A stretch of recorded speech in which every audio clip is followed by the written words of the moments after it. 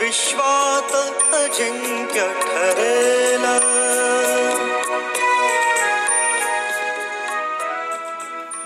भारतीय ज्ञानाचा खजिना. लेखक प्रशांत पोळ. श्रीरामकृष्ण आदर्श इथे अवतरले. भगवान बुद्ध तीर्थंकर येथे झाले. श्रेष्ठत्व जगाने मान्यतयांचे केले. एक क्षण भाग्याचे पुन्हा पुन्हा येतील.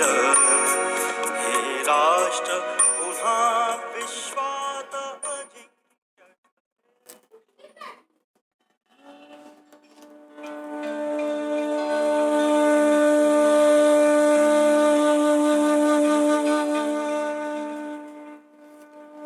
लेखकाचं मनोगत.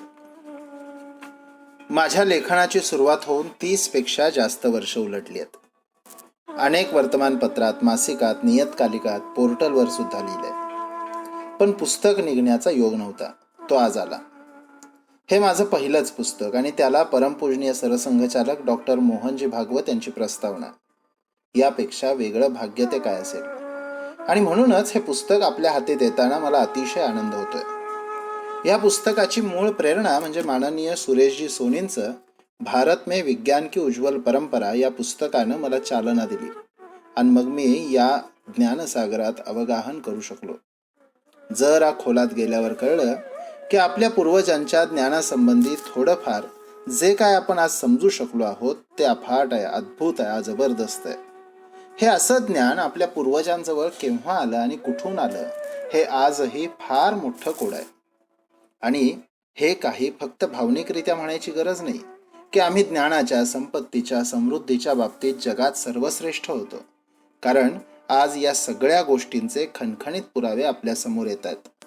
मात्र आपल्याजवळ हे अफाट ज्ञान होतं आहे हे आपल्याला आणि आपल्या नवीन पिढीला माहीत असणं अत्यंत आवश्यक आहे. ते माहीत नाही आहे म्हणूनच आजही बोधायनचा प्रमेय पायथागोरसचा थेरम म्हणून शिकवला जातो. वास्को द गामानं भारत शोधला असं म्हटलं जातं.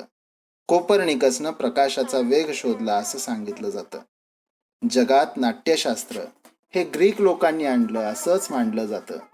अशा अनेक गोष्टी आहेत.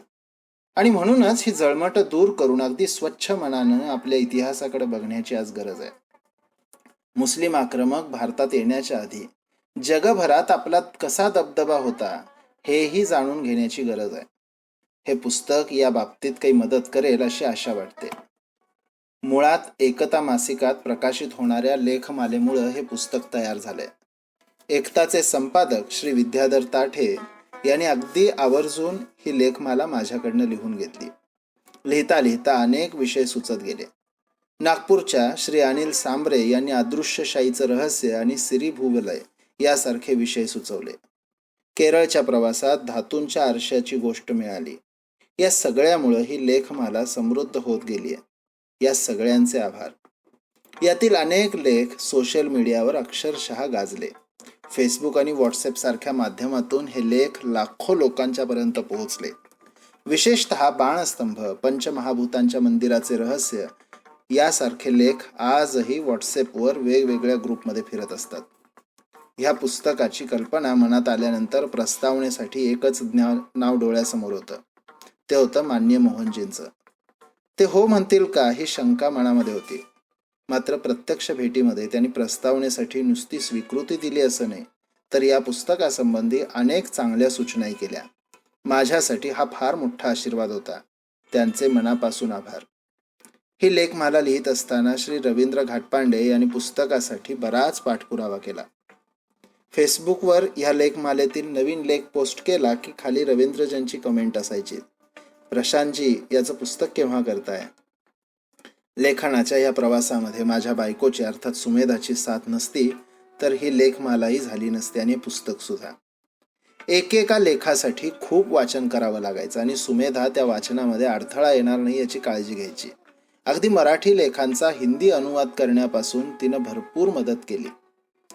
माझी मुलगी निहारिका पुण्याला पत्रकार आहे. त्यामुळं ती त्या दृष्टिकोनातून माझ्या लेखांचं विश्लेषण करायची.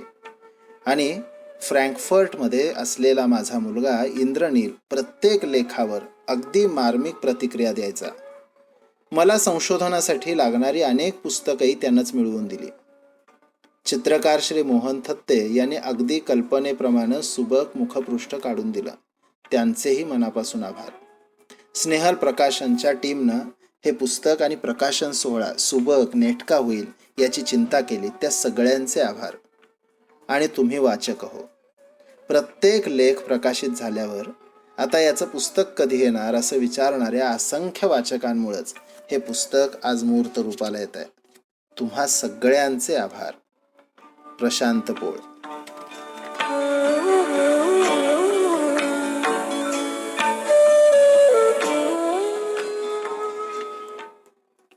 गूढरम्य इतिहासाची किलकिली झालेली कवाडं.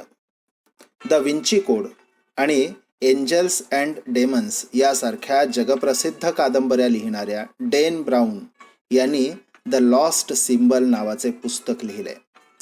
त्यात नायक प्रश्न विचारतो, मानवजात ज्ञानाच्या मागं लागली आहे आणि अत्याधुनिक ज्ञान मिळवत चालली आहे.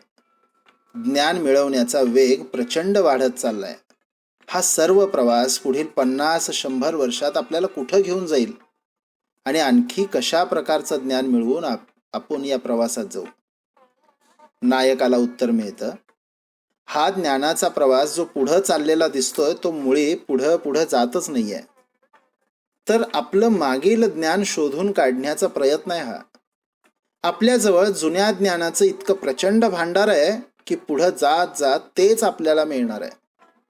पुढं मात्र डेन ब्राऊन लिहितो, हे जे प्राचीन ज्ञान आहे ते भारत, चीन यासारख्या ठिकाणीच मिळेल. विशेषतः भारतात हा अमूल्य ज्ञानाचा खजिना दडलाय. एखाद्या तत्वज्ञ व्यक्तीनं असं म्हणणं हे ठीक आहे, पण जेव्हा डेन ब्राऊन सारखा लोकप्रिय लेखक हे म्हणतो ती बाब वेगळी आहे. आणि म्हणूनच मग त्या प्राचीन ज्ञानाचा धांडोळा घेत मागं वळून बघितलं की जी काही थोडीफार शिल्लक राहिलेली ज्ञानाची किरणं दिसतात ती बघूनच थक्क व्हायला होतं. आणि असं वाटतं त्या काळात हे असं ज्ञान आपल्या पूर्वजांना होतं. त्या अद्भुत ज्ञानाची कवाडं किलकिली करण्याचा हा लहानसा प्रयत्न आहे.